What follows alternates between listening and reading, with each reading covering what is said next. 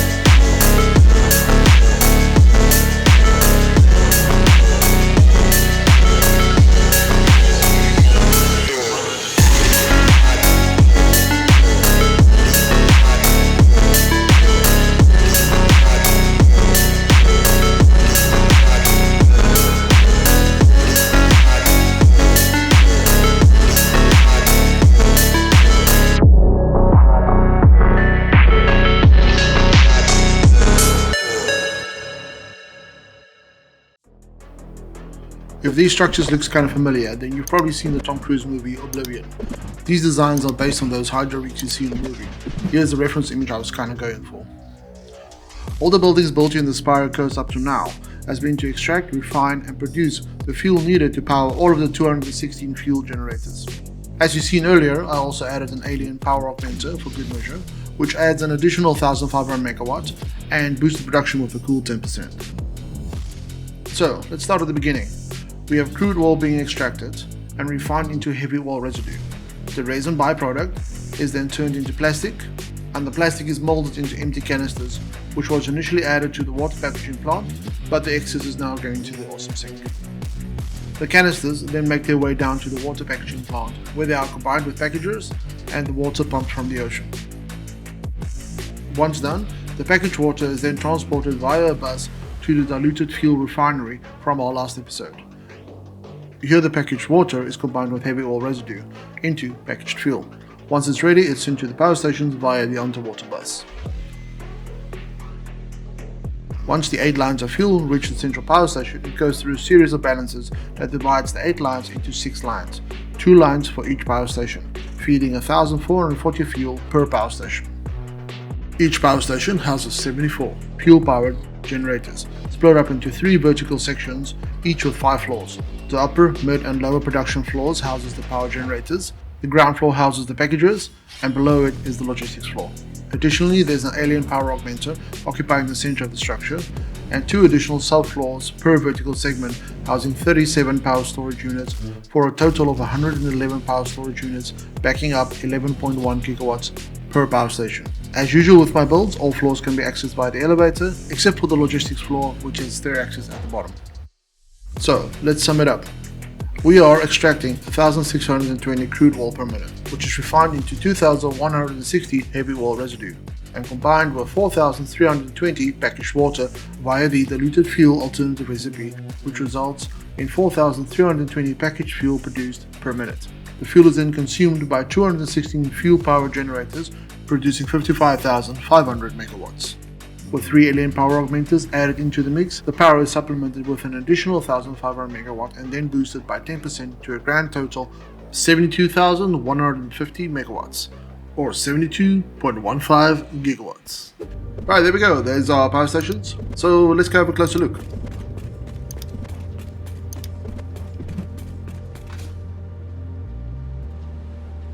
We're just going to take this little walkway, and the reason we're going to go around this way is this is actually the official way to access the power station, because we've got a hypertube access. So just flomp in here, and there we go.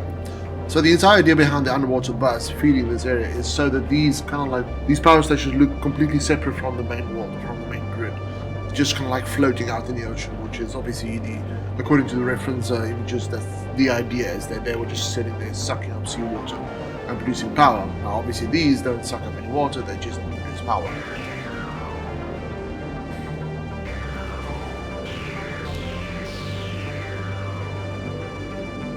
Alright, here we go.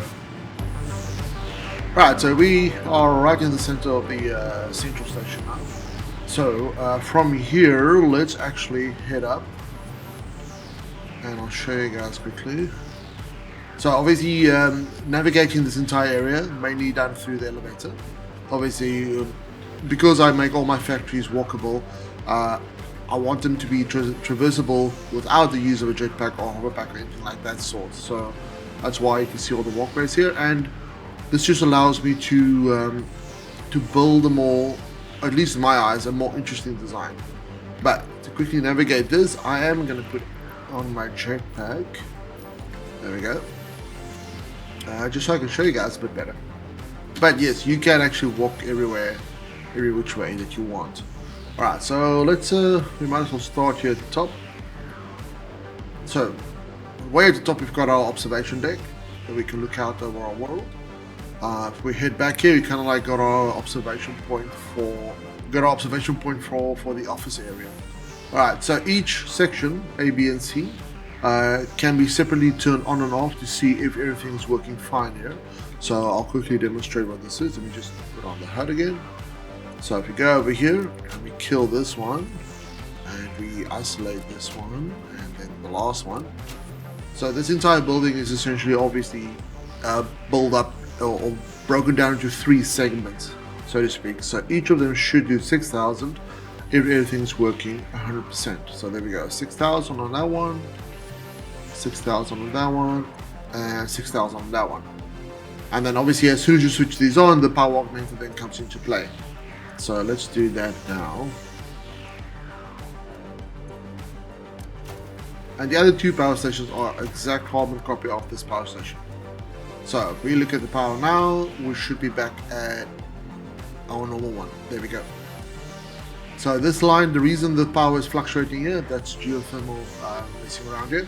What I will do in the future, actually, I'll isolate the geothermals and all my coal power stations, and they'll actually be there just to power my train stations and maybe 1 or 2 other things, so we can keep the actual grid completely separate. But there we go.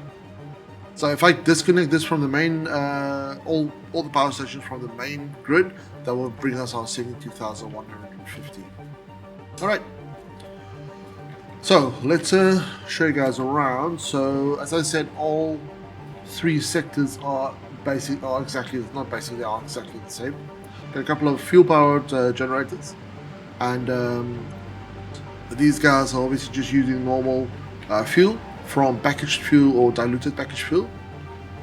And I've got, actually let me have a look here, I've got, what's this, 6 here and 6 there, so 12 on this deck, or this floor.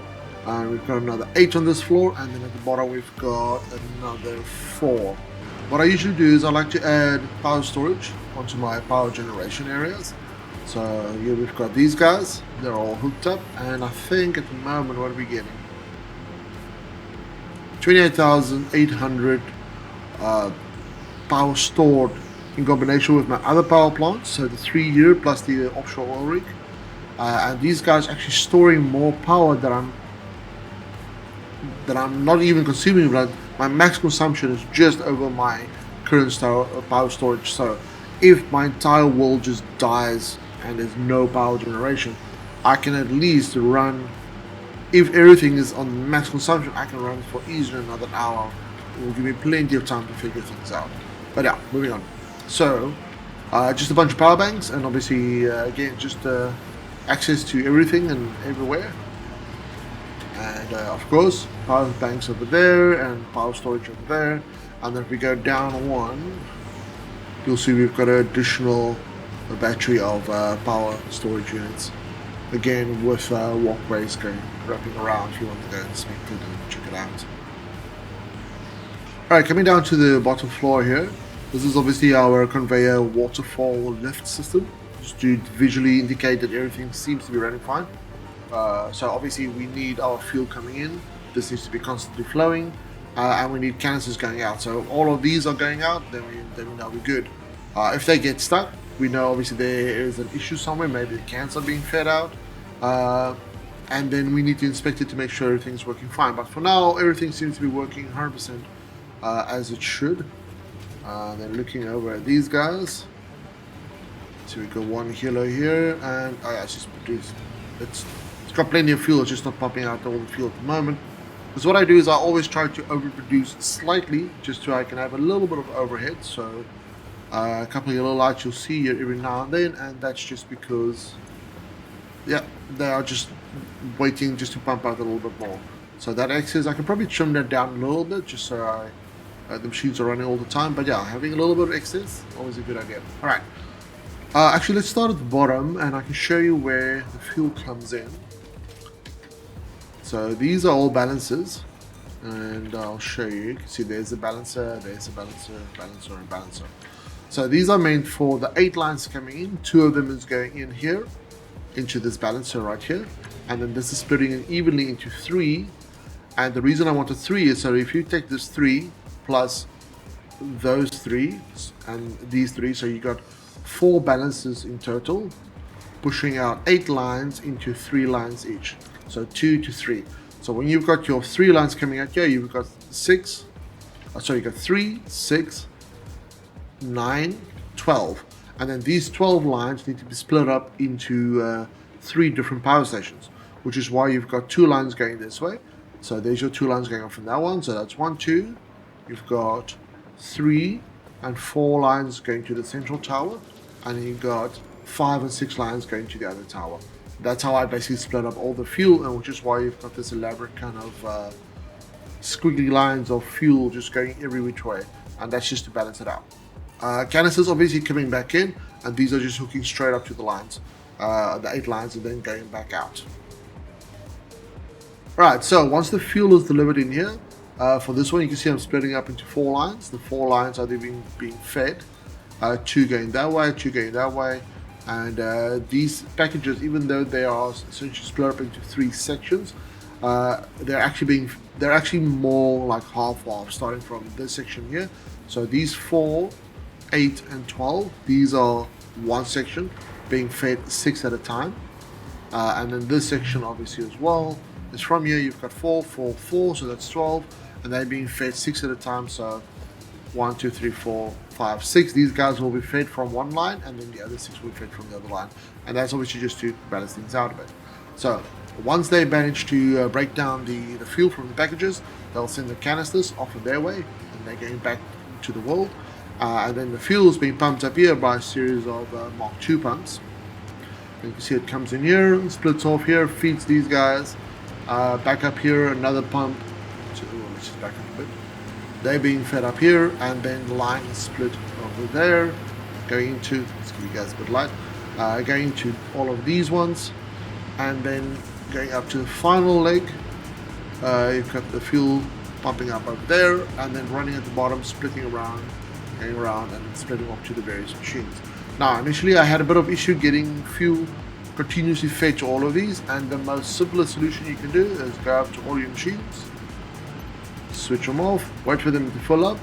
Once you've got all the machines off and they're all full to 50,000, or rather, sorry, to 50, you can then start switching on machines, and then your feeding issue, assuming that you have enough fuel overall, will be resolved instantly as the pipes are full and you don't have any kind of like sloshing back and forth. So the pipe or the fuel is effectively just going in one direction, and that resolves the backflow issues instantly. All right, coming back down. So, like I say, we're generating the power, and then from here, I'm incorporating this augmenter as well, the alien power augmenter. And this guy just gives us obviously another boost, and it's grounded here by these big ass pillars, and then I kind of like add these cables in here, which effectively just acts as stabilizers to ensure that there is no movement either way. So obviously that's just done there for just to make it look interesting. That's pretty much it. And then navigating all of these floors is the elevators. You can jump on the elevator over there, jump off here, access the augmenter, go up the stairs, access the first production floor, or power generation floor rather. Then you've got an exit over there. For this floor, you can just walk all the way around. And then for the last one, you've got an exit right there, which then again gives you access to all of these floors. Alright, let's go check out the outside. Actually, we can probably go around this side. I just want to show you how I did the outside. Oh, one more thing. These lights I found works really cool. They are, first of all, they look really nice. Instead of just having a normal light, you've got like these two strips of neon light going around. And all they are is effectively, I can show you here, it's just a beam with another beam at an offset of 45 degrees, and then this light is slapped in the middle. So if I remove this light, let me remove this beam, you can see you've got your normal beam, put on the light. So you just slap the sign on here. And for those that don't know, this is just a normal sign that you just remove the text, give it an emission, give it whatever color you want. And then you take the beam, and if you put the beam around here and you just kind of like rotate it, you get it to a point where it clips nicely through it, making it look like it's two separate lights. And there you go, you've got this nice little strip light going down here, which I think is kind of cool. Anyways, let's go outside and we'll have a look around here. Alright, so this is number 2, the center one. We've got number 1, I believe, over there, and number 3 on that side. Oh shit, let me just get some power. There we go. And obviously, as you can see, this is all just pillars being stacked up here. So the difficult one here was to actually get this angle correct, and once I got the angle correct, getting the size correct was a little bit of experimentation needed to get the size to exactly what I needed. And obviously the amount of fuel generators I've got in here dictated the size that this entire structure should have been. So going according to my autosave, going according to my my reference image, this is kind of what we were going for. Although the reference image is a little bit skinnier, maybe a little bit taller, just in practical that didn't really work out that well.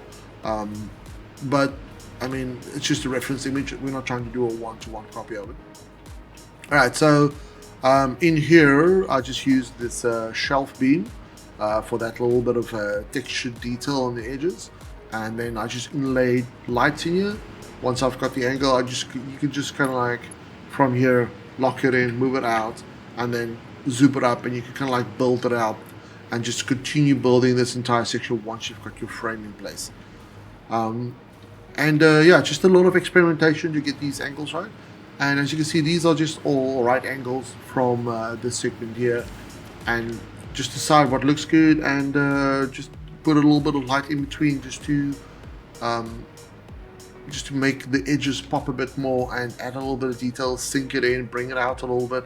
Anything you can do just to add a little bit more texture, a little bit more nuance into it. This side here is all just a random. I just decided to put on like 2 of those vents there, like a little side vent there, and just adding a little bit of light, natural light coming through these windows, and just to break up the walls a bit more, is just put in either little lights or put in like these little window bits in here, and it just makes it look a little bit more interesting. So as you can see on that side, this is pretty much the same. So this side and this side is almost identical. And then I just mixed it up a little bit, add some air vents in there, move those grid things around, played with the windows. You see there's one less window in there, there's a couple more windows here. And then on the back side, if I've got enough power to get to that point, I played around with the design even more, so there you can get like more of an overall view of it. And if I have a look here, you can see this is the other design that I did. So that's one design. These ones kind of mirror each other, but then the details are obviously different. So there's a big ass window right in there, and I've just accentuated the outline of the structure. And then on that side, kind of the same, but then I just decided I'm going to play around with it a little bit more, just so every side is not exactly the same, even though the buildings are, like I said before, carbon copies of each other. Alright, so let me show you guys, if I can get to there, we'll show you how I access the other buildings. Obviously, the nice thing about this little window bit on the outside is, again, it gives you a visual indicator just to make sure that everything is running smooth and everything's running fine. So that really helps, and it's just also adds more life to the build because there's a lot more moving parts going around. Alright, accessing the other ones, we have to go down all the way down to the lodgy floor because we are going to be using the bus that connects to different power stations to actually move around, and I've got a hypertube set up on those buses. So I'm just going to flomp in here. Alright, you can get a bit of a closer look at the bus. It's literally just a glass cage with belts on it going back and forth. Nothing massively difficult about doing that, because it's extremely simple, really. Alright, coming back here, you'll see at the bottom, we've got our... there we go. There's our belts coming in and out. So, put that back. And over here, you see we've got our two belts popping out over here. One's over there and one's over there. And then it splits it up into two, and then that goes up on the conveyor waterfall, and then brings it down to this segment here, and you can see again a little bit of excess fuel here, which in my mind is always a good thing. Obviously you don't want to clog the system, but you want to have just a little bit too much. Alright, splits up into the two sides. So again, like I say, the packages up here, these guys, they are split up into two. So there are basically 12 on this side, and one belt will feed 6 of them. So you'll see here there's the 2 belts coming up. I'll show you, there you go. So there's the 2 fuel belts, they'll feed 6, and then it breaks off, and then this belt will go in here and feed another 6 going down here. Those guys will obviously unpack, canisters will go back to production, and then fuel again will be pumped up to the different power stations. And again, everything is a carbon copy of the other one, and now you've just essentially doubled your production rate. And then if you look at the other station and you add that one into the mix, and now you went from 1 building to 3 buildings, you tripled your power production, and you just got 3 really interesting looking buildings out to the ocean. And that was the idea, was to have like these I think the movie calls them hydro rigs, Oblivion movie. So these hydro rigs were just standing out there in the ocean, just sucking up water and producing power for the big alien machine that's in the movie. And the idea was very much just to build those things just because I thought they looked really, really cool. And that's definitely something we can do within Oblivion, within the game. And obviously having the buildings for serve a specific function as well. It's just a nice little cherry on top. And we've got these really cool looking power production units. Right, and then obviously on the reference images you can see like smoke billowing out from the top as these machines start chunking away at the ocean floor, probably doing like some sort of I don't know, hydrogen fusion or whatever there might be. But yeah, they had smoke pillars coming out here, and these smoke pillars are just large fans that I put down here just to act as kind of like ventilation.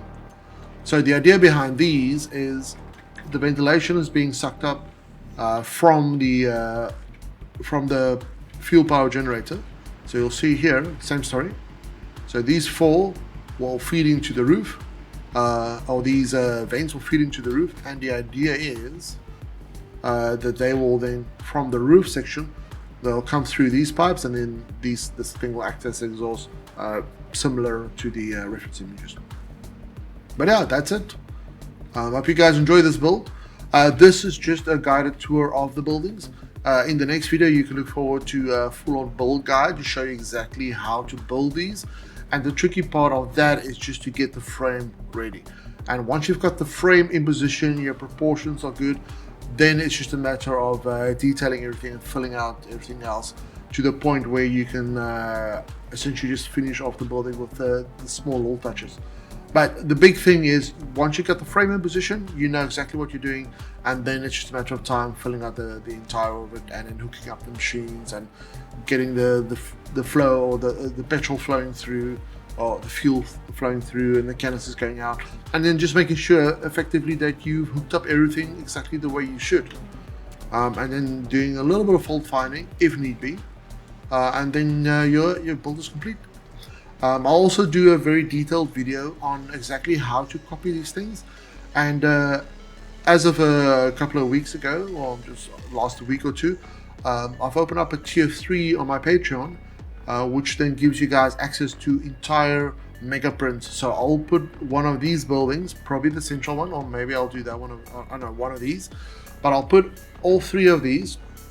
Well, I'll put one of these on the mega print, and you can just literally can grab this entire mega print and just plop it down onto your world, and then all you have to do is just feed it whatever it needs and make sure there's a out for the canisters. Or alternatively, what you can do is you can grab all 3 of these as one big mega print, and you just need to ensure that you send fuel down to them, and you can then add another 72,000 gigawatts to your world, and these rather, at least in my opinion, rather cool looking designs, and you also don't even need to put it exactly where I did. You can put it pretty much anywhere, and in that video I'll show you guys exactly how to do that. So that's definitely going to be an upcoming video that you can expect within the next week or so. So as usual, patrons, thank you so much for supporting me. Your continuous support allows me to build these kind of designs, and I'm got a couple of really big plans for some really interesting builds coming up in the future as well, and I'll turn those into mega prints that will be available to my tier 3s. My tier 2s will have access to all the different blueprints that I would design in these kind of builds. My tier 1 guys, you guys will have access to my world save, where you can come around and you can have a look at my world, and you can mess around here as much as you like, steal as many ideas as you like, and just hopefully generally have a good time. Anyways guys, thank you so much, and I'll see you on the next one.